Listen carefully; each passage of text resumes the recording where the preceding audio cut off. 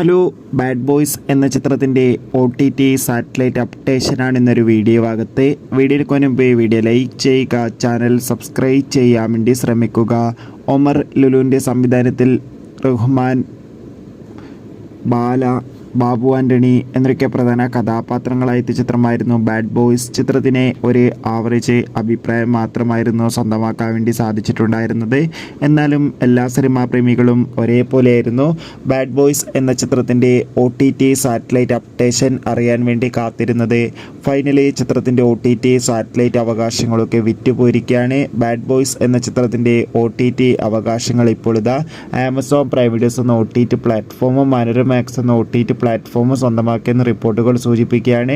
അതോടുകൂടി ചിത്രത്തിൻ്റെ സാറ്റലൈറ്റ് അവകാശങ്ങൾ ഏഷ്യാനെറ്റ് സ്വന്തമാക്കിയെന്നും ചിത്രം ഈ ഒരു മാസം തന്നെ OTT റിലീസ് ചെയ്യുമെന്നാണ് റിപ്പോർട്ടുകൾ സൂചിപ്പിക്കുന്നത്. കാത്തിരിക്കാം കൂടുതൽ അപ്ഡേഷൻ അറിയാൻ വേണ്ടി. എത്ര പേരാണ് ബാഡ് ബോയ്സ് എന്ന ചിത്രത്തിൻ്റെ OTT റിലീസിന് വേണ്ടി കാത്തിരിക്കുന്ന കമൻറ്റ് ചെയ്യുക. കൂടുതൽ സിനിമാ വാർത്തകൾക്കായി ചാനൽ ഇപ്പോൾ തന്നെ സബ്സ്ക്രൈബ് ചെയ്യാൻ വേണ്ടി ശ്രമിക്കുക.